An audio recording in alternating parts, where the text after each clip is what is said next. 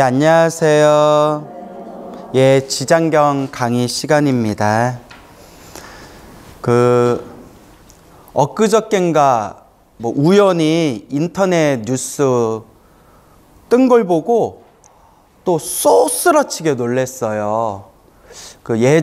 오래전에 제가 법문할 때도 몇 번 얘기했던 건데, 이번에도 네팔에서, 네팔 알죠? 네, 네팔에 힌두교 신자들이 많아요. 근데 힌두교 신자들이 많은데 어느 한 마을이 있는데 거기에 5년 주기, 몇 년? 5년 주기마다 큰 벌판에서 소, 양, 닭 해가지고 수많은 짐승들을 살아있는 채 죽이는 거예요. 도사를 하는 거죠. 그리고 힌두교 신에다가 제사를 지내는 희생제라는 게 있어요. 희생해가지고 제사를 지내는. 근데 올해도 인터넷 뉴스에서 올해도 네팔에서 희생제, 동물을 죽이는 희생제가 열리는데, 약 추정하기를 수많은 힌두교 신자들이 와서 그 제사에 참여하나 봐요. 근데 힌두교가 좀 복잡해요. 종교 중에서 가장 복잡한 종교가 힌두교래요. 워낙 파가 많아가지고, 그러니까 살생을 안 하는 힌두교파도 있지만, 또 힌두교 신 중에 파괴의 신, 시바신이나 깔리 여신 같은 파괴의 신들에게 또 제사 지내는 그런 살아있는 생명을 죽여서 제사를 지내는 파도 있나 봐요. 그래서 이번에 희생제의 살생을 당하는, 살아있는 채 목이 잘리고 내장을 다 끄집어내는 건데, 벌판에서 추정하기를 그 제사 동안 50만 마리, 5만 마리도 아니고 50만 마리로 추정이 된대요. 몇 날 며칠 동안 들판에서 50만 마리의 짐승들이 한꺼번에 그냥 살아있는 채 도륙을 당하는 거예요. 그게 수백 년 동안 내려온 전통이래요. 그러면 그걸 왜 하느냐? 살아있는 생명을 죽여서 신에게 제사를 지내면 복을 받는다는 거예요. 내가 원하는 소원을 성취할 수가 있다. 그게 수백 년 동안 내려왔대. 수백 년 동안. 부처님이 살아있는 생명 죽여서 제사 지내면 된다 했어요? 안 된다 했어요? 안 된다. 더 크고 무서운, 더 무거운 업보를 받게 된다. 지장경에도 우리 분명히 배웠죠. 지장경에서도 분명히 살아있는 생명을 죽이지 말아라. 살생하지 말아라. 피비린내 냄새를 맡고 악귀들이 몰려온다. 지장경에서 분명히 배웠잖아요. 그래서 부처님 당시에 가유타이라는 스님이 계셨어요. 누구라고요? 가유타이. 굉장히 키가 크고 힘이 좋고 머리도 엄청 좋고 또 아주 잘생겼대요. 근데 이 가유타이 스님이 처음에 머리 깎고 출가했을 때 엄청나게 말썽꾸러기 스님이었대요. 정말 온갖 말썽을 부리던 스님이었다가 어느 날 큰 곤욕을 겪게 되었는데, 큰 곤욕을 겪고 있을 때 부처님이 일부러 안 도와주셨대요. 불교설에 그런 내용이 나와요. 그러니까 부처님이 다 알고 다 꿰뚫어 보지만 가유타이를 일깨워주기 위해서, 말썽꾸러기 스님 가유타이를 이제 그 마음을 일깨워주기 위해서 부처님께서 일부러 안 도와주셨대요. 그리고 가유타이 스님이 나중에 충격을 받았대요. 부처님이 나를 도와주시지 않고 나는 부처님한테 어떤 존재란 말인가. 이렇게 충격을 받고 부처님이 원하시던 바대로 그때서 이제 철이 든 거예요. 그때 가유타이 스님이 세상은 참으로 더덥고 무상하구나, 오로지 수행을 해야 되겠구나 해서 결국 그 말썽꾸러기 가유타이 스님이 열심히 수행을 해서 모든 번뇌가 사라진 윤회에서 벗어난 거룩한 성자, 세 글자로 뭐라고 하죠? 네, 아라한이 되세요. 거룩한 성자 아라한이 된 뒤에 수많은 사람들을 제도를 하게 돼요. 그래서 가유타이 스님이 그 짧은 기간 동안 방방 곳곳을 다니면서 사람들에게 법을 설하고 인연 있는 사람들에게 해탈의 법을 설하셔서 가유타이 스님이 구제한 불자들이, 중생들이 헤아릴 수 없이 많을 정도였대요. 그러던 어느 날 가유타이 스님이 평소에 친분이 깊었던, 친하게 지냈던 어느 가정집에 탁발을 가세요. 가정집에 이렇게 탁발을 갔는데 평소에 친하게 지냈던 그 주인집의 주인, 남편과 부인, 주인은 멀리 출타를 한 상태였고 그 집에 며느리가 혼자 있었대. 며느리. 벌써 분위기가 이상해지죠. 며느리가 몰래 바람을 피고 있었는데 오늘 남편도 없고 시아버지, 시어머니도 안 계시니까 자기야 오늘 우리 집으로 살짝 와? 뭐 이랬나 보죠. 그러니까 여러분, 바람을 펴도 밖에서 피세요. 알겠죠? 집으로 부르면 돼요, 안 돼요? 안 돼요. 바람 피려면 어디서 펴라? 요새 모텔도 많잖아요. 예, 웃자고 한 얘기예요. 예, 이제 그냥 웃자고 한 얘기고, 몰래 이제 자기가 바람 피는 남자를 몰래 이렇게 끌어들였는데 이 남자가 500명 도적대의 두목이었대요. 500명의 도적대의 두목. 그래서 이제 그 500명 도적대의 두목이었던 그 바람 피는 그 남자를 며느리가 몰래 집으로 끌어들였는데, 아이고, 그 집에 누가 온 거예요? 가유타이 스님이 탁 온 거예요. 가유타이 스님이 탁 빨아라 딱 왔는데 이제 바람 피고 있는 걸 본 거예요. 근데 가유타이 스님이 그냥 이렇게 얘기했대요. 그 여인에게, 며느리에게, 바람을 피는 거는 나쁜 업보입니다. 다음 생에라도 나쁜 업을 받게 됩니다. 순결하고 청정한 길을 걸으십시오, 여인이여. 하고 이렇게 이제 조언을 해줬대요. 그 가유타이 스님이 그냥 이제 사원으로 돌아갔는데, 당연히 아라한이신 가유타이 스님이 고자질을 할까요, 안 할까요? 예. 그리고 책에서는 가유타이 스님은 아무한테도 말할 생각이 없었대요. 이미 번뇌와 욕망이 사라진 거룩한 성자 아라한이신 가유타이 스님은 그 여인이 바람을 피면서 이번 생 나쁜 업보를 짓고 있는 것을 자비로운 마음으로 안타깝게 여길 뿐이지, 뭐 그 가족에게 고자질을 하거나 피해를 주려는 생각이 전혀 없었대요. 그러면 그 바람 피다가 걸린 그 며느리, 여인도 지가 잘못했으면 숨죽은 듯이 가만히 있던가. 누가 발이 저려요? 도둑놈이 제발 저려요. 그냥 가만히 있으면 될걸. 어떻게 자기 어떻게 우리 걸렸어. 우리 시부모님하고 우리 남편한테 얘기하면 나 이제 맞아 죽을 거야. 나 어떡해. 자기야 어떡해. 저 중놈 좀 어떻게 해봐.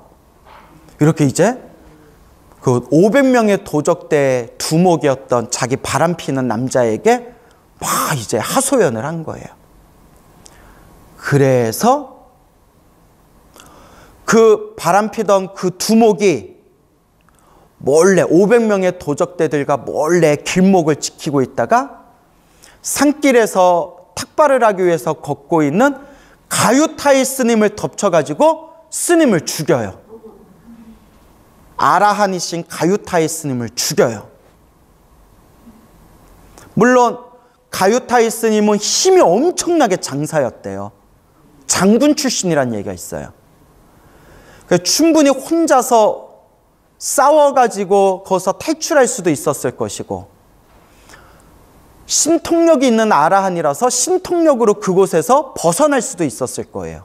근데 스스로 그 500명의 도적대들이 덮쳤을 때 스스로 그 죽음을 받아들여요. 그 이유는 이제 잠시 후에 나와요. 그리고 그 당시 그 나라의 왕이 가유타이 스님을 굉장히 존경했대요. 그러니까 이 500명의 도적대들이 야, 이거 어떡하냐? 이거 왕이 존경하는 가유타이라는 스님인데 야, 이거 걸렸다가는 이거 난리 난다. 어떻게 하면 좋을까? 그래서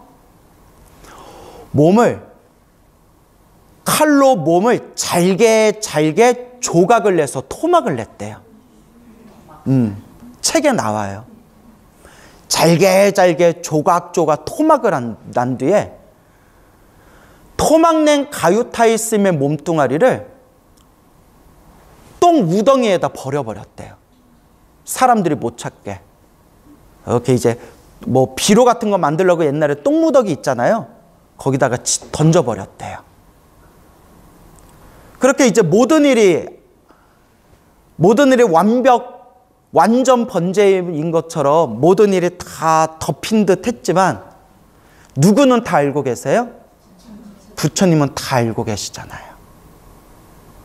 그렇게 하루 이틀인가 며칠이 지났는데 어느 날 부처님께서 사원에 가만히 앉아 계시는데 비구 스님들과 불제자들이 부처님 발 아래 모여 부처님께 여쭈어 봐요. 세존이시여, 가유타이 스님이 요새 보이지가 않습니다. 가유타이 스님이 어디에 있는지 보이지가 않습니다. 그때 부처님께서 가사를 입으시고 바리떼를 드시고 수많은 비구 스님들에게 그대들이여 가사를 입고 대가사를 입고 나를 따라오거라 하면서 부처님이 수많은 스님들과 함께 한 길로 일렬로 줄을 서서 천천히 이제 길을 걸으면서 어디로 갔을까요? 그 똥무더기에 간 거예요. 토막난 가유타이 스님의 몸뚱아리가 숨겨져 있는 그 큰 똥덩이에 가가지고 가유타이여 내가 왔노라. 그대의 스승인 내가 왔노라. 가유타이여 내가 왔노라 하는 순간 그 깊은 곳에 숨겨져 있는 똥무더기에서 가유타이 스님의 조각조각 난 그 몸뚱아리가 허공으로 붕 떠서 나타나더래요. 환한 빛을 발하면서 그대의 스승인 내가 왔노라 라는 부처님 말 한마디에 토막난 그 몸뚱아리가 환한 빛을 내면서 똥무더기에서 싹 몸을 드러낸 거예요. 그 자리에 수많은 스님들과 불제자들이 충격을 받은 거예요. 아, 가유타이 스님의 몸뚱아리가 조각나서 저기에 숨겨져 있었다니. 그래서 부처님께서 명을 내려서 비구 스님들이 그 토막난 가유타이 스님의 몸뚱아리를 다 수습을 해가지고 사원에 마어서 향과 꽃으로 깨끗하게 닦고 원래의 몸으로 잘 수습을 한 뒤에 정중하게 화장을 올렸대요. 다비식 화장을 했대요. 그게 이제 위대하신 아라한이었던 부처님의 수제자 중에 한 분이었던 가유타이 스님의 죽음이에요. 이게 사방팔방 널리 소문이 난 뒤에 국왕이었던 가유타이 스님을 평소에 존경하던 국왕의 귀에까지 들리게 된 거예요. 신하들에게 명을 내려요. 어떤 일이 있어도 반드시 찾아내라. 반드시 범인을 찾아내라. 왕의 분노가 대단했을 거 아니에요. 누가 감히 이 거룩하신 가유타이 스님을 몸을 조각내가지고 토막으로 살인을 해서 이 위대하신 거룩한 성자를 똥무더기에다 숨길 수가 있냐. 당장 찾아내라. 그리고 결국 찾았어요. 500명의 도적들과 그 도적대의 그 두목과 그리고 그 두목과 작당을 했던 그 며느리, 여인까지 싹 다 찾아내가지고 모조리 사형에 처해버렸대요. 어쨌거나 사건은 여기서 끝나요. 이제 우리에게 이제 남은 궁금증이 있잖아요. 비구 스님들과 수많은 불자들이 서가모니 부처님께 찾아가서 여쭈어 봐요. 부처님, 가유타이 스님은 저렇게 거룩하고 위대하신 아라한이고 대성자이신데 어찌하여 저렇게 끔찍한 죽임을 당하게 된 겁니까? 위대하신 아라한이신데 어떻게 저런 무서운 끔찍한 저렇게 살해를 당해서 세상을 떠나신 겁니까? 저희들은 이해가 되질 않습니다. 그때 부처님께서 이렇게 말씀하십니다. 저것도 다 누가 지은 업이다? 가유타이. 다 스스로 지은 업보를 스스로 받게 된 것이다. 그 부처님께서 가유타이 스님의 머나먼 과거 전생 이야기를 들려주셔요. 자, 이걸 잘 들으셔야 돼요.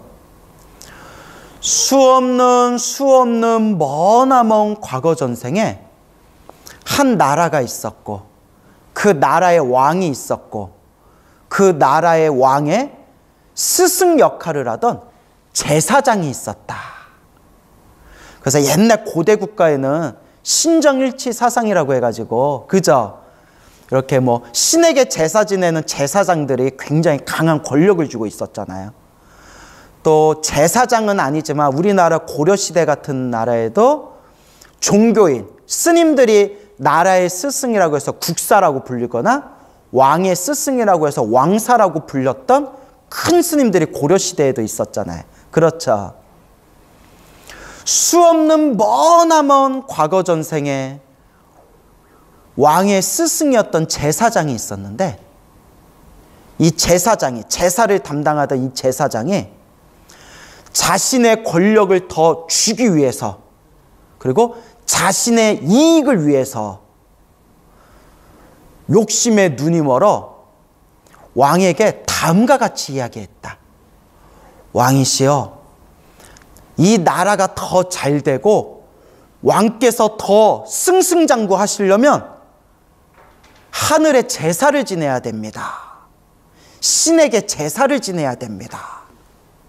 그러니까 왕이 제사를 지내면 되지요. 얼마나 내가 보시하면 되겠어. 내가 원하는 대로 필요한 대로 내가 후원하겠어. 왕이시여, 제대로 이 제사를 해서 제대로 기도발을 받으려면 남들과 같이 평범하게 제사를 지내면 안 됩니다. 그럼 어떻게 하면 되겠어? 힘이 센, 살아있는 힘이 세고 잘생긴 소 500마리를 죽여서 제사를 지내야 됩니다.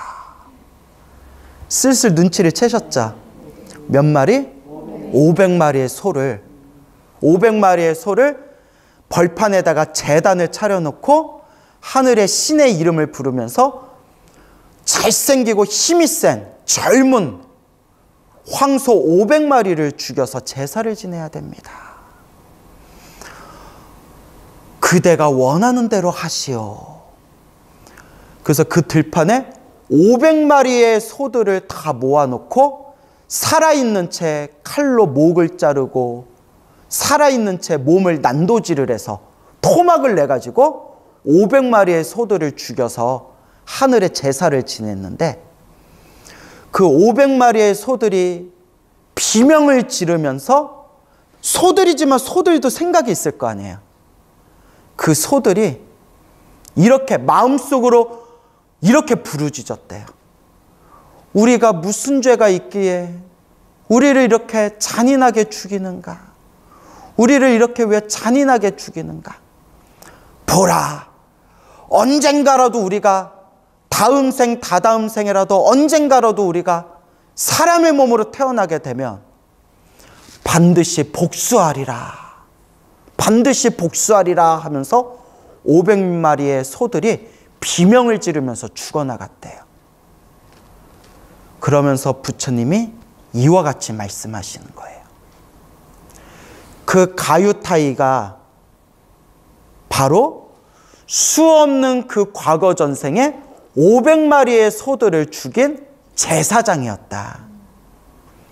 그 제사장은 목숨이 다한 뒤에 수없이 지옥에 떨어졌고, 지옥의 업이 다한 뒤에는 소와 같은 축생으로 태어나서 사람들에게 죽임을 당하는 억보를 되풀이해서 받았고, 사람으로 태어난 뒤에도 사람들에게 맞아 죽거나 사람들한테 살해당하는 업보를 받았고, 그렇게 수많은 업보들을 받으면서 그래도 선업을 지었던, 착한 업을 지었던 공덕이 있어서 이번 생에 가유타이라는 이름으로 태어나 누구를 만나게 되었다?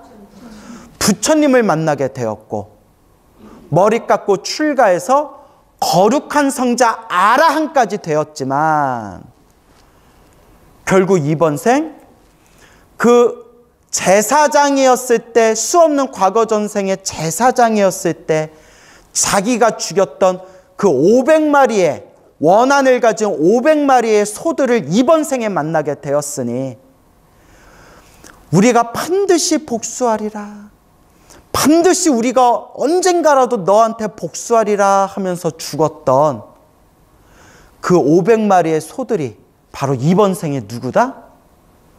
그 가유타이 스님의 몸을 토막내서 죽인 500명의 도적대였다.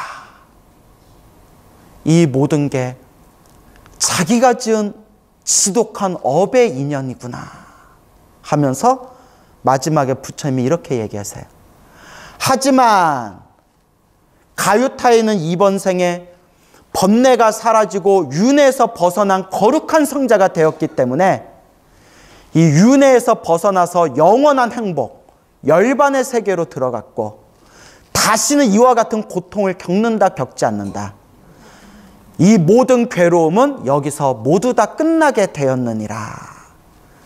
그러니 불자들이여, 이 지독한 업의 인연에서 벗어나고자 한다면 어서 수행하고 마음의 깨달음을 얻어야 된다라고 부처님이 간곡하게 말씀하신 내용이 우리 경전에 자세히 나옵니다. 어떻게 마음에 와 닿으세요? 근데 중요한 거, 가유타이 스님은 그 제사장이었을 때 몇 마리를 죽였어요? 500마리. 근데 지금 네팔에서 벌어지고 있는 힌두교 신자들이 지금 살아있는 짐승들을 죽이는 게 지금 약 추정하기를 몇 마리? 50만 마리. 이 업을 어찌할꼬, 이 업을 어찌할꼬, 이 지독한 업을 어찌할꼬. 그나마 인도에서도 힌두교가 여러 파가 있다고 했죠.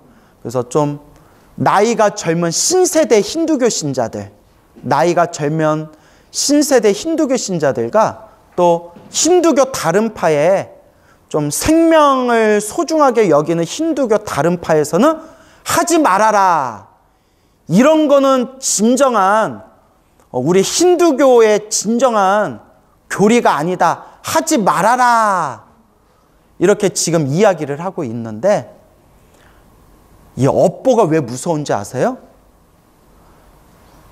정말 업보가 두꺼운 사람들은 아무리 좋은 얘기를 해줘도 알아듣는다, 못 알아듣는다. 그게 업의 무서움이에요. 아무리 좋은 얘기를 해줘도 못 알아들어요. 살생하지 말아라, 살생을 하면 오히려 더 무서운 업보를 받게 된다 라고 아무리 얘기해줘도, 지금은 안 그러겠지만 몇십 년 전만 해도 실제로 제가 들은 내용들이에요. 실제로 제가 들은 얘기예요. 절에 다니신 불자님들 중에서도 어디 용하다는 무당집에 가가지고 무당이 아유 집안에 큰 우환이 있네. 아유 어떻게 해야 될게요. 그 구슬해야 된다. 그 소 잡고 돼지 잡고 그 신령님들한테 살아있는 짐승을 잡아가지고 구슬하며 액땜할 수 있다. 요 말에 홀딱 넘어가가지고 불교 신자라는 불자님들 중에 살아있는 생명 죽여서 굿한 그런 노보살님들 실제로 내가 만나봤어요. 지금은 후회하시더라고요. 아무리 절에 다니면서 법문을 들어도 업이 너무 두꺼우면 이 어리석음을 바꿀 수가 없어요. 그래서 여러분, 우리가 이번 생에 사람으로 태어나 부처님 법을 만나고 이렇게 지장경을 공부하고 내가 어떻게 살아야 올바르게 공덕을 닦으면서 사는 거구나 라는 걸 배우고 실천하려고 노력하는 것만으로도 여러분은 복이 많은 사람들이에요. 성근이 있는 사람들이에요. 모르겠어요. 몇 년이나 갈지. 왜냐하면 초창기 때 절에 열심히 다니다가 절에 안 다니고 막 사는 사람들도 내가 여러 번 본 적이 있기 때문에 꾸준하게 부처님의 법문을 듣고 가르침을 공부하고 올바르게 선업을 지으려고 노력하는 사람들은 정말 수없는 전생에서부터 착한 뿌리를 심은 사람들이에요. 믿습니까, 여러분? 예. 그래서 얼마 전에 그 인터넷 뉴스에 이번에 네팔의 그 약 50만 마리의 그 짐승들을 살아있는 채 칼로 난도질을 해서 죽이는 희생제, 살생의 제사가 또 열린다라는 얘기를 듣고 너무나 가슴이 아파가지고 너무나 가슴이 아파서 그래서 여러분 명심하세요. 자, 따라해 보세요. 살생하지 말아라. 도둑질하지 말아라. 네. 삿된 음란한 짓을 하지 말아라. 거짓말하지 말아라. 술을 포함해서 정신을 흐리게 하는 것을 가까이 하지 말아라. 이 5개만 철저히 지켜도 죽어서 하늘색에 태어난대요. 인간으로 태어나도 무량한 복을 받는데요. 네, 여러분 5개 지키기도 쉬워요, 어려워요? 어려워요. 그러니까 뭐 해야 돼요? 염불 하셔야 돼요. 기도하셔야 돼요. 왜냐? 못 지키는 거는 못 지키는 거고 못 지킬 때 못 지키더라도 내가 지은 업장을 희석시켜야 되잖아요. 뭐 해야 돼요? 희석을 시켜야 되잖아요. 내가 컵에 나쁜 업보를 지은 게 내가 컵에 소금을 붓는 것 같다면 내가 지은 업보는 내가 받아야 되니까 컵에 소금이 가득 담겨져 있으면 그거 그냥 먹으면 돼요, 안 돼요? 여러분 소금, 컵에 담긴 소금 막 퍼먹어 본 적 있어요? 저도 없지만 전문 용어로 뒤져요. 전문 용어로 아우 뒤진다 막 이렇게 돼요. 그런데 거기다 물을 섞으면 어떻게 돼요? 물을 콸콸콸콸 섞으면 어떻게 돼요? 훨씬 마시기가 편하죠. 일부러 소금물이 좋다고 일부러 물에다 소금 뿌려 먹잖아요. 죽염 뿌려 먹잖아요.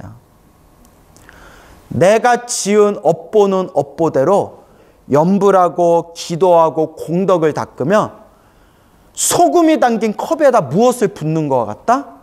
물을 붓는 것 같아요. 우리가 시적 없는 옛적부터 알고 지었건 모르고 지었건 내가 지은 업보가 얼마나 많겠어요. 그죠, 여러분? 얼마나 우리가 지은 업보가 많겠어요. 지금 이 순간에도 우리가 얼마나 많은 업보를 지어요. 살생하지 말아라. 제가 살생은 안 하지만 가끔 화딱지 나면 목이 죽일 때 있거든요. 자다 그냥 에라이 뭐 이렇게. 그 벌레 같은 거, 바퀴벌레나 벌레 같은 거 보이면 휴지에 싸다 버리는데 작은 벌레 같은 거 휴지에다 싸다 버리면 아마 죽었을 수도 있어요. 뭐 내가 대놓고 뭐 큰 살생은 안 하지만 소소한 살생은 하잖아요. 그죠, 여러분? 그 다음에 도둑질하지 말아라. 딱히 내가 도둑질하는 일은 없지만 사탕 하나씩 가져가세요 하는데 2개 가져갈 때도 있고 뭐 예를 들어서 뭐 딱히 제가 도둑질한 거는 없던 것 같아요. 뭐 하여튼 예를 들어서 이렇게 우리가 일상에서 살아가다 보면 나도 모르게 알고 지었건 모르고 지었건 내가 지은 업보들이 있을 거 아니에요. 그렇죠? 알고 지었건 모르고 지었건 몸과 말과 생각으로 지은 나의 업보를 참회합니다. 닦을 수밖에 없어요. 10여 년 전에 지장기도 천일기도를 하시는 지장경을 매일매일 독송하시고 지장기도 열심히 하던 노보살님이 계셨는데 지장기도 하면서 몸이 너무 아프더래요. 몸이 너무 아픈데 몸이 아플 때마다 이렇게 생각한대요. 부처님, 제가 젊었을 때부터 살아있는 닭을 많이 잡았는데 뭘 많이 잡았는데? 닭을 많이 잡았대요. 닭을. 시골에 살면서 닭을 좀 많이 잡았대요. 제가 수 없는 닭 모가지를 자르면서 지었던 살생의 업보가 지금 몸이 아픈 걸로 제가 업장이 소멸이 되나 봅니다. 부처님, 제가 지은 살생의 업보와 제가 지은 모든 업보를 참회합니다. 그래서 자기가 지장기도 하면서 몸이 아플 때마다 내가 지었던 살생업보가 사라지고 있나 보다. 내가 크게 받을 걸 작게 받고 있나 보다. 이렇게 마음에 되새기면서 항상 지장보살을 연불 한대요. 내가 막 박수 쳤어요. 너무 훌륭하시다고. 정말 보살님은 찐 불자라고. 정말 제대로 공부하셨다고. 믿음이 없거나 부처님의 인과법을 제대로 이해를 못하면 그러니까 자꾸 이렇게 법문을 들어야 돼요. 내가 이렇게 지장기도 열심히 하는데 왜 이렇게 몸이 아프지? 왜 이렇게 안 좋은 일이 생기지? 내가 관음기도 열심히 했는데 왜 이렇게 나 안 좋은 일이 생기지? 내가 이렇게 절에 열심히 다니는데 왜 나한테 이렇게 힘든 일이 생기지? 자꾸 망상이 생기는 거예요. 그리고 마음이 막 흔들리는 거예요. 아이고, 절에 다녀봤자 아무 영험 없구나. 기도해봤자 아무 소용 없구나. 그게 바로 어리석음이에요. 그래서 자꾸 법문을 들어야 돼요. 이미 여러분은 제가 하도 말을 많이 해가지고 이제 귀에 딱지가 붙었죠. 내가 나중에 귓구멍 한 번씩 확인할 거예요. 딱지 붙었나 안 붙었나. 이제 여러분들 다 이해하시죠? 기도 열심히 하고 수행을 했는데도 나쁜 일이 생기는 것은 내가 크게 받을 업보를 어떻게 받는 거다? 내가 크게 받을 업보를 작게 받는 것이다 라는 걸 꼭 명심하시기 바랍니다. 아시겠죠? 그래서 늘 우리가 지장경을 읽고 지장경 기도를 하고 관음 기도를 하든 금강경 기도를 하든 법화경 기도를 하든 늘 업장소멸, 좋은 일도 나쁜 일도 다 누가 지은 업입니다. 다 내가 지은 업입니다. 다 내가 지은 업입니다. 제가 알고 지었건 모르고 지었건 탐욕과 성냄과 어리석음에 물들어 몸과 말과 생각으로 지은 업보를 참회하겠습니다. 항상 참회 기도를 하셔야 돼요. 그래서 이 세상의 중생들이 빨리 이 어리석음에서 벗어나기를, 살아있는 생명을 죽여서 제사 지내면 복을 받을 수 있다는 그 어리석음에서 우리 중생들이 벗어나기를 항상 우리가 마음으로 발언해야 됩니다. 알겠죠? 그러니까 여러분, 우리는 정법을 닦읍시다. 무슨 법? 정법. 그러면 저도 그렇지만, 여러분, 저도 그렇지만 스님들마다 사람들마다 강의하시고 법문하실 때 다 자기가 정법이래. 아니, 나도 그래요. 나도 내가 말하는 게 옳다라는 확신이 있으니까 법문하는 거 아니에요? 그러니까 스님들마다 사람들마다 다 말이 다른데 서로 저마다 정법이래. 스님, 자꾸 스님들 법문 듣다 보면 헷갈려요. 그건 제가 늘 드리는 이야기. 광우 스님을 포함해서 스님들 말도 100% 믿지 말아라. 솔직히 말하면 스님들도 못 깨달았어요. 아니, 나도 못 깨달았고 스님들도 못 깨달았어요. 못 깨달았다는 거는 말할 때 실수를 할 수 있다는 거예요. 그러니 스님들 말씀을 존중하되 자기가 미륵부처다라고 하는 사이비 땡중말은 믿지 말고 그 자꾸 내 법문 위에 항상 광고가 뜨대요, 그 인간. 나중에 유튜브에다 신고를 하고 싶더라고. 누군지 눈치채셨죠? 예, 그 이상한 놈이하고. 얼굴에 영가가 덕지덕지 붙어서 혼탁하게 생겨가지고. 왜 또 그런 인간절에 또 왜 이렇게 신도들이 많대? 그것도 업장이 두꺼워서. 그 절 다니는 신도들도 업보가 두꺼워서 그래요. 얼마나 업보가 두꺼우면 그런 사이비절에 다녀요. 제 화딱지가 느껴지세요? 뭐 할 수 없죠. 그것도 자기 업인데. 혹시 이 중에 그런 절 다니는 분 있는 거 아니에요? 그러니까 내가 미륵이다. 내가 깨달음을 얻은 사람이다. 내 두 눈만 보면 모든 병이 낫는다. 뭐 이런 이상한 데 다니지 마세요. 알겠죠? 근데 그런 데 다니는 것도 자기 업보더라고요. 그래서 스님들 말은 존중하되 스님들 말도 100% 믿지 말고 무엇을 근거로 삼아라? 경전. 그래서 제가 지장경 많이 읽으셔라 말씀드린 거예요. 그냥 지장경에 나온 내용 자체가 우리 불자들이 평생 어떻게 닦아야 되는지 가장 중요한 내용이 지장경에 다 나와요. 읽으면서 느껴지시죠? 살생하지 말아라. 그러니까 인과법, 인과업보를 무섭게 여겨라. 업장이 두꺼울 때 불보살님께 공덕을 짓고 간절하게 염불해라. 요 지장경에 우리 불자들이 어떻게 닦아야 되는지 자세히 나와요. 그러니까 항상 경전을 근거로 삼아서 수행해라 라고 여러분들께 간곡하게 말씀드리는 겁니다. 알겠죠?